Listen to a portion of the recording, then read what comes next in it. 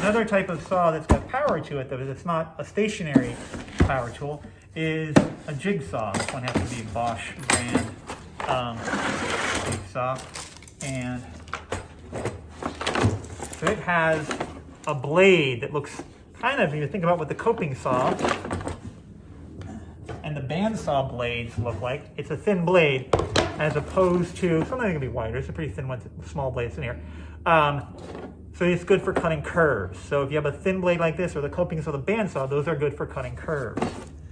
But this has a motor on it, so you have a variety of different types of blades. You always want the blade to be able to go all the way through the material on the shortest end of the stroke, with most retracted into the tool.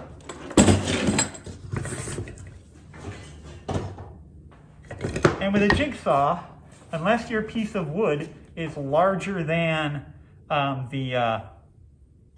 big as a table, that it won't move around on you, you want to utilize a clamp. Now we have a couple types of clamps.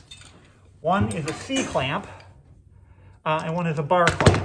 So the C clamp has, it's sort of a C shape, and it turns,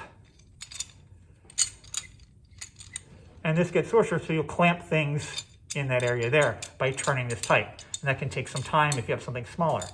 The nice thing about the bar clamp is it has sort of that same attachment, that threaded area for tightening, but also has this. So I could take two of these pieces of wood, put them there like that, and then turn and tighten this. Now they're stuck together. See if I was gluing those together. The thing that sometimes happens is because people use this and it ends up all the way there, and then when someone comes along and doesn't think about it, kind of goes that, and they kind of do a little bit of this, and they think they're tightening it, but they haven't done anything, and it's sort of loose. So make sure that you have at least somewhat of an area there to back off of it. So you want to clamp this down to the table. And one of the things you don't want to do with the jigsaw besides cut yourself is cut into the table. So we're going to have it hanging over the table, not secure, and it's not going to bounce around. So when you use this, the trigger is right here. When I pull that in, and the harder I pull it in, the faster this goes. Now there's a little bit of a control right here, this dial that can I can set that to reduce the amount or allow more. So if I go, just for dramatic sake, go to either end. So it lets me pull that trigger in harder. I'll just keep it sort of mid-range. But you can also vary it just by doing that. Now, another thing that this has is this little button here. Like some tools have these little buttons. And if you pull in the trigger, I think I have to have it set to all the way on this.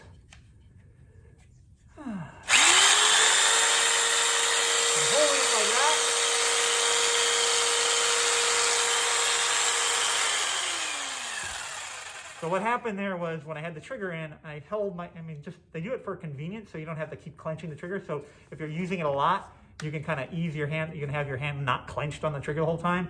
For an 8-hour day of working with the darn thing, that can come in handy, because it's any kind of vibration is bad for your hand, and clenching your hand is bad for your bones and your tendons in your hand to get carpal tunnel. But what happens a lot is people don't realize they've set it. So they set it, and then they go to let go of it, and then they're like, why is the tool on? And then they're trying to figure out how they can unplug it. So you want to be careful, just realize all you can do is tap the trigger again to release that.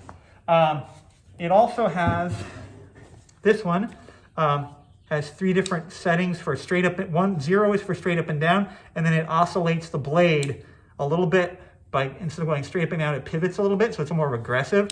2, 3, so 3 is the most aggressive, most pivoting. We usually keep it on 0. Because we're usually trying to cut curves. It's hard to cut curves. This little thing is supposed to help with the airflow. And you also tilt this base, although this tends to bend around a lot, so the tilting base it's kind of not terribly useful, sometimes useful. But anyway, when you go to use this, you want to hold it firmly down to the table. You want to make sure that you're not have a hand, because this blade sticks out underneath the piece of the wood, so you wouldn't want your hand under there or anything under there that you don't want cut. But you don't want to have it way up here and be banging onto it. So you want to have it firmly against the table, the plate against the wood. Pull the trigger. You need to put some pressure down. I usually want to have the blade away from the wood first to get it moving, and then pull the trigger and then move forward into the wood.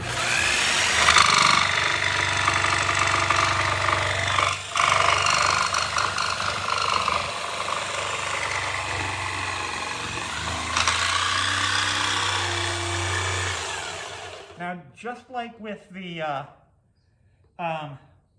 chop saw, the band saw, you can only turn so tightly. So if I want to stop, I wait for that blade to stop moving. So if I'm going to pull this blade out, I don't want it going up and down. I'll end up bending. This will bounce on the piece of wood, and this will get bent, and it won't work that well anymore. So I could also drill a hole and then kind of cut the inside out of something too. So that's the jigsaw.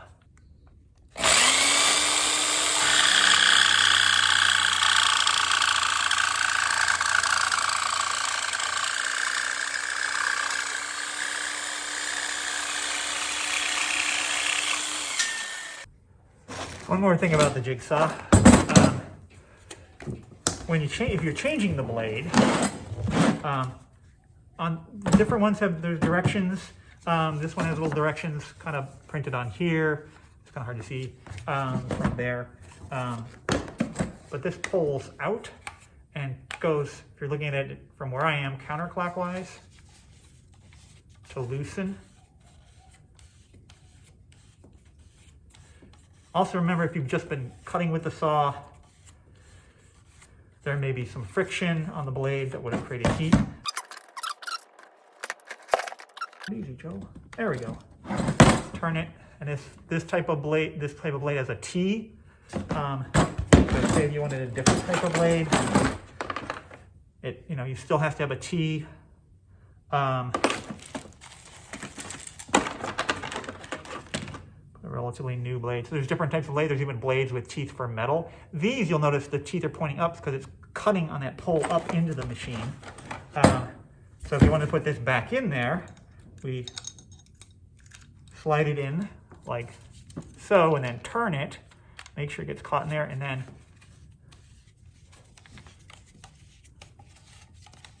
go the right way. There, you got a click, and that should be good and tight. All right. Then, of course, the other hard part about the jigsaw is like putting it back in the box.